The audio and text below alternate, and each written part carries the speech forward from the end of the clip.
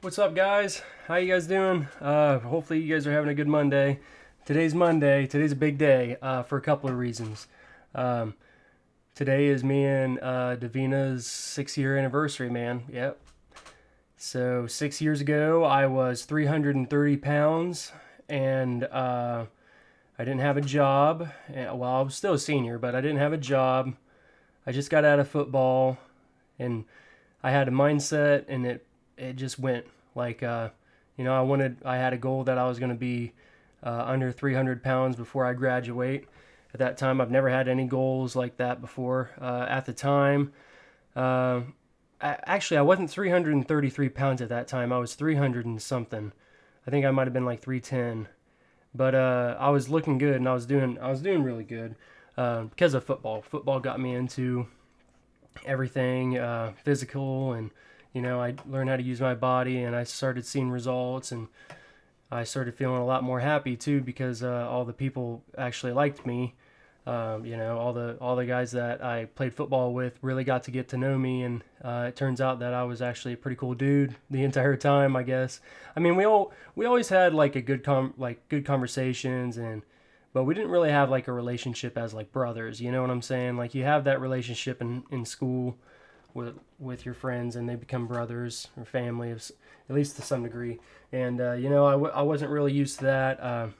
But football changed my life entirely. I was just on the sidelines most of the time, but the drama that you feel with football, being on a team in any sport, and just like watching your brothers go out there and give it their all, and sometimes they fail, and there's a lot of drama on the sidelines. You hear everybody talking, and you can really judge people to their fullest, because when you're in a team sport environment, you see how people react, and some of it's really good, and some of it's ugly.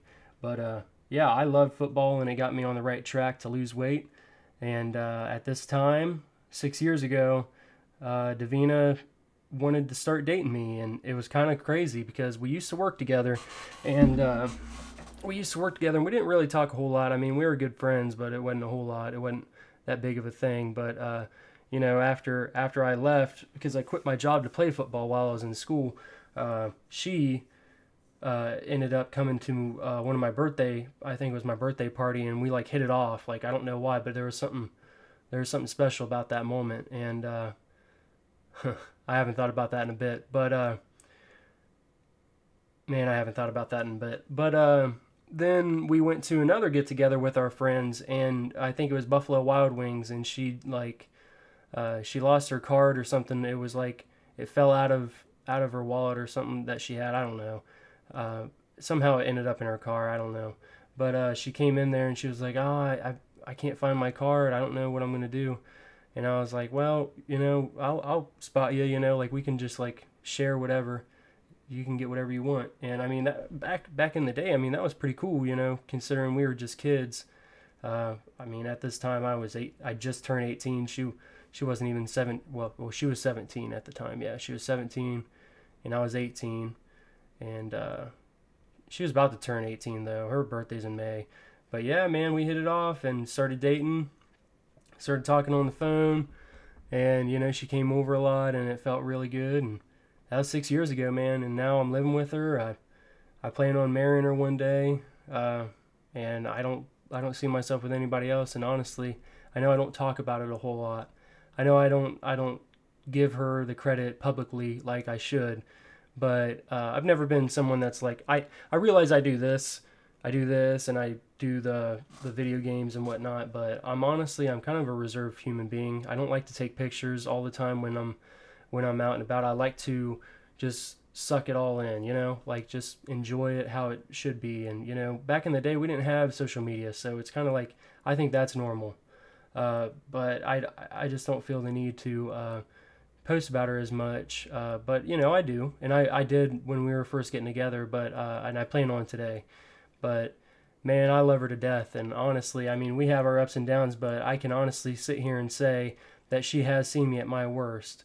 And she's been there when nobody else has. I remember when I was going to do my bringer show, and some of my closest friends said that they would show up. For those of you who don't know what a bringer show is, comedy open mics. Some of them that are bigger, like the Funny Bone that's over in Columbus, it's called a bringer show. You have to bring 5 people that say that they're here to see you and pay for their entry fee to get in. Comics get in for free, but you can't go up on stage unless you you get 5 people to come over. And yeah, everybody said that they'd show up. I had at least 12 people, I think. I can't even remember. It was probably less, but I had some really close people in that card, and they didn't show up, and it kind of devastated me. And Davina was there. Davina was the only one that was there that was going to show up. I even told my mom to not show up to that show because I was so confident that my buds would show up, and they didn't show up. Nobody did, but Davina did, and that's not the only time that she's been there through thick and thin. And honestly, I couldn't be more lucky to have my very first woman be Davina. I mean, it's fucking crazy because she's my first for everything.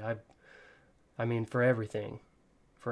So it's kind of crazy how it was like my very first girlfriend became the one that I want to spend the rest of my life with, and I think that's kind of special in a way, and I still love her to death.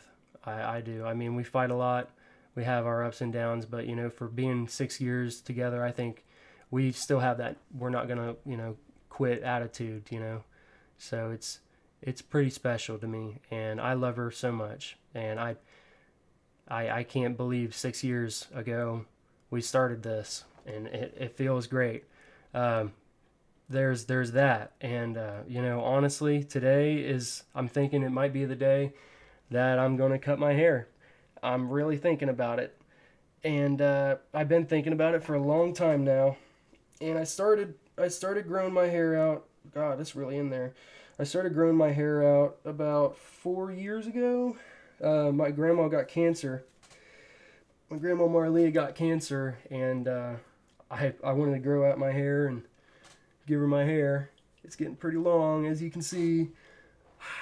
Before I'm gonna take a couple pictures of me doing this because I think this is so cool. Let me get back down. I think this would be so cool on a metal album. Just going like that or something. I know that's a bit too much, but man, it looks good. I like the long hair, man. But I think it's about time we changed up, and man, I should actually rock this a lot more. But I don't like how it feels on the neck. I never have. If you've ever been around me, you'll see that my hair's up all the time in a bun or a ponytail. But the whole premise of the whole thing was that I was going to give it to my grandma because she lost her hair because of cancer. Unfortunately, she lost her life to cancer. Bless her heart. I miss her a lot, and I've been thinking about her a lot recently. And I don't know why, but it feels kind of like it's time to cut it off and give it to a kid. I'm going to donate it in her honor to Wigs for Kids. So I think that's pretty special. I hope it's long enough. They said I think it's 12 inches, which I think I'm pretty fucking. I think I'm all right. That's pretty long. So yeah, this might be the last time you see me with the hair, guys. So, whoopee. I'm kind of excited to see what the product is because I haven't had this for a long time. A lot of you guys that I've just met, you think of me and you think of the long hair, but that wasn't me for the longest time, man. So, yep, I just wanted to try to get it grown for her and give it to her. And actually, this right here, this guitar I have on display right now, is the last thing that she gave me, and I've been playing the hell out of it over the weekend and a lot lately, and actually it's still plugged in, as you can see right there. But yep, I've been playing the hell out of it. I call it Sue because that was her middle name, and it's a beautiful guitar and she sounds fucking great. And hey, maybe sometime you guys will hear me play it. But yeah, man, I mean, that's some big things that are happening today. Really excited to let you guys know about that. Last podcast was great, man. Having Cody on was awesome. I loved it. I thought it was interesting having somebody on the camera. If you guys seen the Basement Boys podcast back in the day, it was originally all of it was me, Lucas, and Bo, but there was never camera action going on. But I'm gonna have those guys in here soon, and we're definitely gonna do some camera action. But that was the first time that I've ever had somebody on the podcast with the camera on them too. So I thought it was pretty cool. It was definitely a new thing, man. And I thank God I didn't bet money on Stipe. If you guys know already, I mean, Stipe got knocked the fuck out in that second round. I think he made it 52 seconds after the second round. Ngannou he worked on his ground game, definitely worked on his ground game, and he couldn't be taken down by Stipe. Stipe was trying to take him down, and the takedown defense was there. And Ngannou had him on the ground out of a reversal. He even got a takedown of his own, and then he started whomping on that motherfucker on the ground. Stipe, however, did make it through that first round, and then 52 seconds into the second round, I mean, he started getting obliterated, and he got knocked the fuck out by Ngannou. And boy, oh boy, am I ready to see John Bones Jones and Francis Ngannou whenever they decide to fight. I think they said August. That's going to be a very exciting fight. I cannot wait to see that. I know it sounds like I keep dogging on Francis Ngannou, but I think Stipe had a good chance, but he was older, and I mean, you know, he's been doing it for a while, so yeah. I know it sounds like I don't give Ngannou enough credit, but I still think John Bones Jones is going to beat him in that department, because John Bones Jones is just talent, man. He is a gifted human being with how lengthy he is, and he's already been a big guy, and he has the power too, and he's just a technical fighter. Although I think Ngannou definitely has a high likelihood of winning the fight too, because I mean, that power is insane. Like he can knock anybody out at any moment, depending on what happens. It's just like Derek Lewis, man. Derek Lewis has got the same power as him, man. But Ngannou was looking great everywhere, all around. So I thought it was a really good fight. Sean O'Malley tore it up in there too. Hung out with my buddy Thaddeus and watched it. It was a good UFC, man. I can't believe it, man. I can't believe I'm gonna get rid of this hair. It's so beautiful, but I'm getting to a point where it's behind me, I think, and it almost feels like Grandma was telling me, you know, give it to a kid, man. Getting so much heat off of the hair.